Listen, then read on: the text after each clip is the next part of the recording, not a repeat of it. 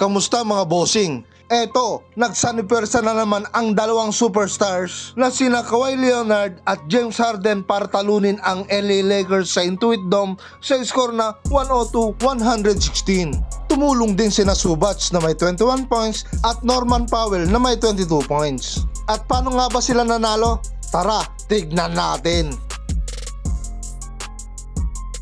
Sa panimula ng first quarter, nagawan kaagad ni Kawhi si Lebron ng candy. Magandang depensa kaagad ang pinakita. Ito si Kawhi galing sa wing, sumasalaksak sa loob at bali na-attract niya yung 4 na depensa rito.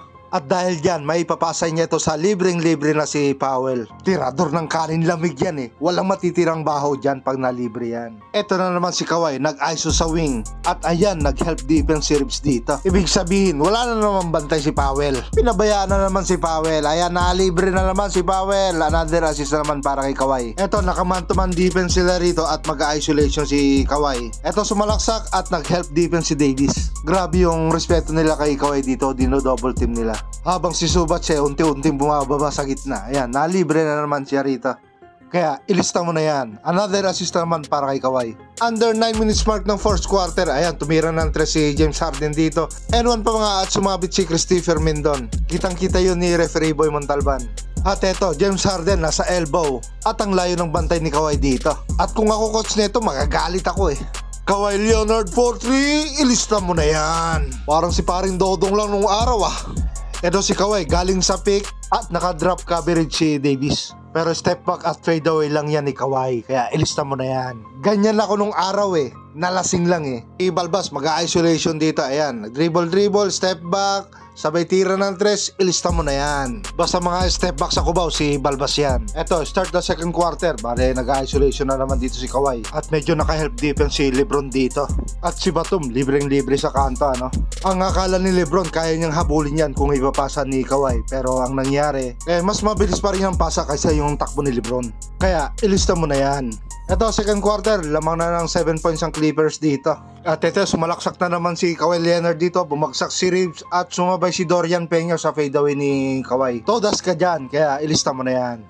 Ito, under 5 minutes mark ng second quarter, isolation na naman si Kawhi Leonard dito sa may kanto. Nakaalalay dito si Davis Talon. At pati na rin yung dalawang defenders na Lakers, nakaalalay din kay Kawhi kung sakaling umatake siya. Ayan na nga, spin move, malahakim ula John, sabay kinalawa. Ang ganda nun. Swabing-swabe yung galawan na yun, Medyo limitado pa yung oras ni Kawhi Leonard dito dahil sa pagkakaroon ng injury noon. Pero smooth na smooth pa rin yung galawan. Ito, pick and roll, Harden to Zubac. Ang ganda ng behind the back bounce pass. Kaya ilista mo na yan para kay Zubac Herrero. 2 minutes ng second quarter, lamang na sila ng 13 rito. Ito, dinaan na naman sa bilis ni Balbas dito. At nakaagaw pa sila Balbas dito. Ayun, binato ang bola at idinakdak ng kaliwa. Hindi na sumabay si Lebron doon. Alam niya na yung mangyayari.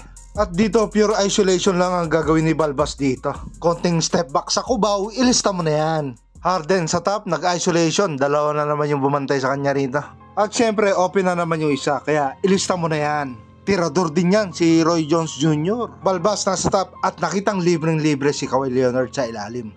Balbas uli nasa top. Ito, naka-zone defense dito ang Lakers. Kaya ang pangontra, ayan, nasa gitna si Kawhi Leonard. Easy. Tumanggap ng bola sa elbow, kaya ilista mo na yan. Ito, medyo lumalayo na rito ang kalamangan ng Clippers. At dadagdagan pa ni Kawhi Leonard dito. Malaksak, malamak Cardona yun Ito, under 6 minutes mark ng third quarter, dadagdagan pa ni Kawhi dito. Ayan, parang ako yan noon kaso nalasing lang Tapos dadagdagan pa ni Balbas ng isang 3, tapos ka dyan. At ito, medyo nagkakalat na ang Lakers dito sa fourth quarter. Ayan, nakaagaw pa nga sila. Nalibre na naman si Balbas for 3. Ilista mo na yan. At ito pa, step back sa mid-range. Kabang, ilista mo na yan. At sa magandang ipinakita ng Clippers, syempre, naiuwi nilang tagumpay. Hanggang dito na lang mga bossing. Mag-ingat po palagi and God bless. Shoutout kay Ador.